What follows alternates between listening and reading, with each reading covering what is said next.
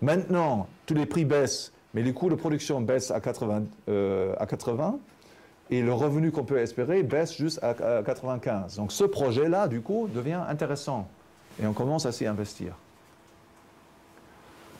Donc sous ces hypothèses-là, et la même chose pour le ménage, on l'avait dit, donc sous ces hypothèses-là, la déflation exerce donc une influence sur la structure de production. Donc, évidemment, puisque l'effet cantillon existe en réalité, ça va être le résultat. La déflation crée donc un impact sur la structure de production qui va être refaite. Certains vont gagner, certaines firmes gagnent, d'autres firmes perdent. Certains ménages gagnent, d'autres firmes perdent. Mais sur le plan global, toutes les firmes confondues, tous les ménages confondus, il n'y a pas, a priori, de changement. Si certains gagnent et d'autres perdent, il n'y a pas un problème global, il y a un problème pour certains particuliers. Et ce problème-là, on ne peut pas le distinguer fondamentalement de n'importe quel changement qui intervient dans une économie de marché. Donc imaginez-vous, il y a simplement un changement de la demande. Il n'y a pas de déflation ni d'inflation. Le niveau des prix reste le même. Simplement, les gens ont une plus forte préférence pour les lampes plutôt que pour les chaussures. Ils dépensent moins d'argent sur les chaussures et plus d'argent sur les lampes. Donc les firmes qui produisent les lampes vont faire davantage de profit, elles vont augmenter leurs opérations. Il va y avoir des projets de production de lampes qui auparavant n'étaient pas rentables et qui le deviennent, qui vont donc être montés. Et par contre, il va y avoir des entreprises qui créent des chaussures qui vont fermer. Donc ce problème-là, ce n'est pas un problème particulier de la déflation, c'est un problème général de l'économie de marché. Il y a constamment une modification de la structure de production, donc un processus que Schumpeter appelait la création destructrice, ou la destruction créatrice. La destruction créatrice. Il y a destruction, certes, mais il y a création de l'autre côté. Les deux sont les deux faces de la même médaille. Et la déflation fait exactement la même chose et crée donc des gagnants et des perdants, mais a priori, sur le plan global, elle ne représente pas un problème. Et en plus, cette déflation-là peut être anticipée. Nous, aujourd'hui, on serait surpris si l'année prochaine, le niveau des prix baisserait par 5%, etc. C'est un grand choc. Et évidemment, les marchés financiers seraient en désarroi.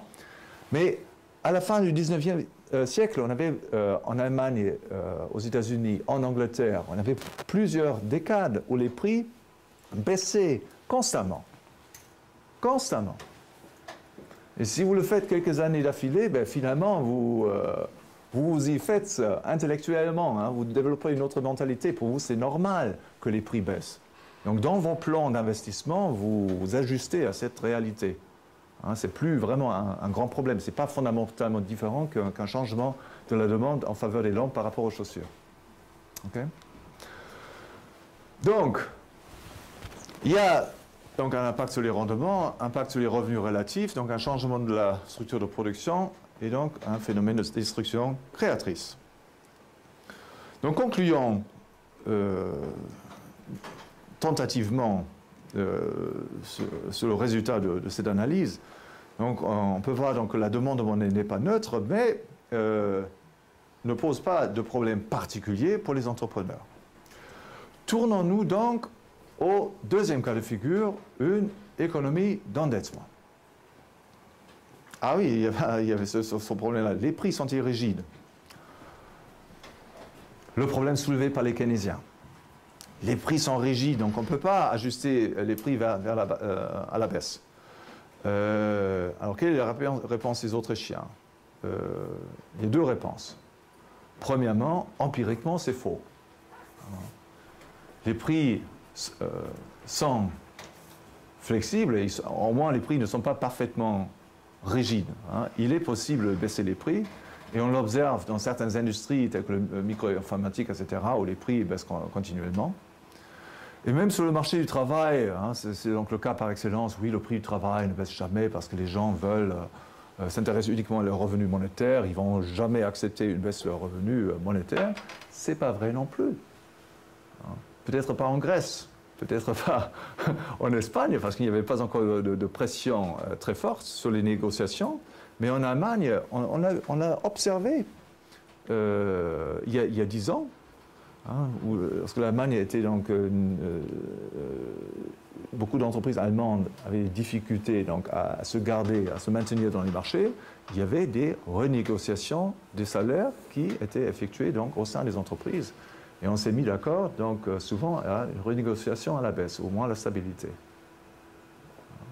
Donc cette flexibilité-là est possible. La deuxième réponse, c'est une réponse théorique, c'est-à-dire qui prétend donc s'appliquer à la réalité, c'est que la rigidité des prix existe bel et bien. Hein. Donc c'est un phénomène graduel, les prix sont plus ou moins flexibles, mais que cette rigidité ou cette flexibilité n'est pas une constance de la nature. Ça ne tombe pas du ciel. Ce n'est pas comme la lumière, la vitesse de la lumière. Et encore, vous avez peut-être lu les articles récemment, hein, il y a maintenant des mises en doute de cette constante fondamentale de la théorie de la relativité, à savoir que la vitesse de la nature est une constante ultime, etc. Peut-être il y a des doutes là, mais en tout cas, pour la rigidité des prix, ce n'est pas une constante ultime. Elle dépend du contexte institutionnel.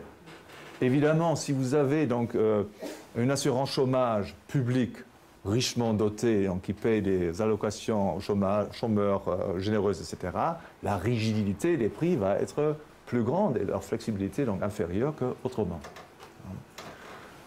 Mais même si vous avez un tel système, donc face à la pression de la pratique, hein, les lois peuvent être changées, hein, les réglementations peuvent être modifiées, etc.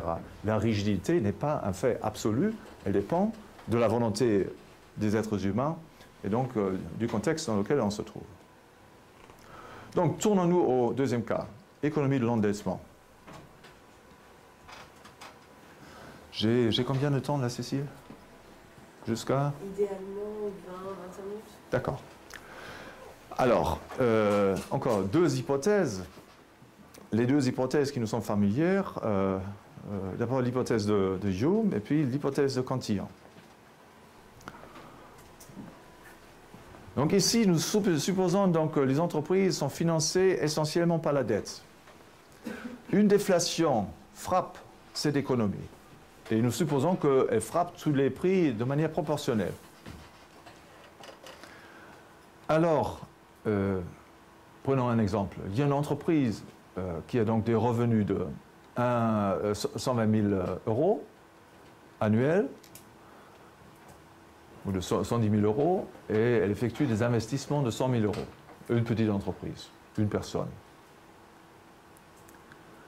Donc, elle gagne un rendement brut de 10%. Son investissement a été financé à partir d'un crédit. Il n'y a aucun fonds propre, il y a juste un grand crédit bancaire. Le banquier, il a une confiance entière dans l'entrepreneur, c'est pour ça qu'il exige peut-être juste 1 000 euros de fonds propres. Maintenant, il y a déflation. Tous les prix tombent proportionnellement. Mettons, pour faire simple, à la moitié. Hein, c'est une déflation drastique. Donc les revenus tombent à 55 000 et les coûts de production tombent à 50 000. Donc l'entreprise, à ce moment-là, est aussi rentable qu'auparavant. Elle gagne 10% de rendement brut. Et la grande différence, évidemment, qu'elle crée un revenu net de 5 000 euros. 5 000 euros, maintenant, ça représente 10% par rapport aux investissements nécessaires donc, pour acheter les facteurs de production. Mais ces 5 000 euros ne seront pas suffisants pour rembourser le crédit, donc pour servir le crédit qui a été contracté au niveau des prix antérieurs qui étaient plus élevés. On avait signé un contrat, on avait emprunté 100 000 euros à un taux d'intérêt de 10%. Donc il faut payer, hein, c'est bien légalement obligé, payer 10%. On ne peut pas. Et c'est ça la complication qui arrive ici. La dette crée donc des impossibilités, des insolvabilités, parce qu'elle rend impossible, dans plus ou moins beaucoup de cas, d'honorer des obligations financières contractées à un niveau des prix plus élevé, donc dans des conditions différentes. C'est ça le problème. Donc cet entrepreneur-là, il va devenir donc insolvable. Et maintenant, donc, pour sortir de cette insolvabilité, donc, il y a exactement, peut-être pas exactement, grosso modo, il y a deux solutions. La première solution consiste à renégocier la dette. Et c'est en pratique la toute première chose que les entrepreneurs essaient. Et aussi les particuliers, les ménages, hein, même chose. Hein. Si votre revenu tombe, parce que la même chose s'applique aussi aux ménages. Vous avez acheté votre maison, vous vous êtes endetté jusqu'au plafond. Hein. Ce qu'on fait aujourd'hui, on s'endette autant que possible, étant donné le revenu. Donc on peut à peine, dans les premières années, on peut à peine servir le crédit. Et puis le revenu tombe. 20%, 50%, etc. Et on est incapable de rembourser ce crédit. On ne peut pas rembourser son crédit immobilier. Donc c'est le même problème. Donc à ce moment-là, on commence à parler à la banque. Je ne peux pas payer. Je ne peux pas payer.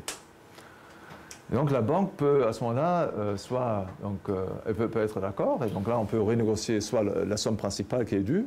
On peut dire, voilà, bon, alors vous ne me remboursez pas 100 000, mais 50 000, un taux d'intérêt de 10%. Soit on renégocie le taux d'intérêt, donc on laisse les 100 000, mais on dit, ben non, bon, c'est 5%. Ou soit on fait une combinaison entre les deux. Et très souvent, en pratique, c'est ce qui se passe. Les créanciers acceptent la renégociation de la dette. Ils vont le faire en fonction des alternatives, toujours. Quelles sont les alternatives dans le cas d'une déflation pour la banque? Il n'y a pas grand-chose. Parce que, de toute manière, la banque ne peut pas revoir son argent. Si elle chasse le propriétaire actuel, si elle crée donc la banqueroute du propriétaire actuel de l'entreprise, ce n'est pas pour autant que l'entreprise va générer davantage de revenus. Les revenus sont ce qu'ils sont à ce niveau des prix qui est maintenant plus bas. Donc, dans la mesure où donc, le créancier a l'impression, oui, alors c'est vraiment la déflation, ce n'était pas, pour ainsi dire, un signe d'incompétence de l'entrepreneur d'être incapable de rembourser maintenant, parce qu'il a été frappé par un phénomène macroéconomique. Donc il y a quand même une forte incitation pour la banque à renégocier la dette. Et donc à ce moment-là, tout va rester en place comme auparavant, simplement avec une modification des contrats. Mais la banque, évidemment, ou les créanciers en général, peuvent évidemment aussi insister à ce que le contrat soit honoré, et s'il n'est pas honoré, que l'entreprise passe en liquidation. Donc c'est une deuxième possibilité. Et qu'est-ce qui se passe à ce moment-là? Et donc soit l'entreprise dans son ensemble sera revendue ou reprise par le collectif des créanciers, qui la gère donc à la place de l'ancien propriétaire, soit les différents éléments, les différents actifs de l'entreprise vont être vendus donc à d'autres entrepreneurs qui vont les incorporer dans leurs opérations. Ce qui nous amène au point central. Donc dans le pire des cas, il va y avoir un changement des propriétaires et peut-être aussi une discontinuation des activités de cette entreprise. Mais les actifs utilisés par l'entreprise, les actifs physiques, existent toujours. Le bâtiment est toujours là, les machines sont là, les véhicules sont là, le réseau routier est là. Les compétences, les connaissances des salariés, tous les autres employés, etc., des dirigeants, sont là, ne disparaissent pas juste parce que le niveau des prix baisse ou parce que l'entreprise fasse faillite. Une faillite implique donc un changement de propriété. Mais la propriété physique elle-même subsiste.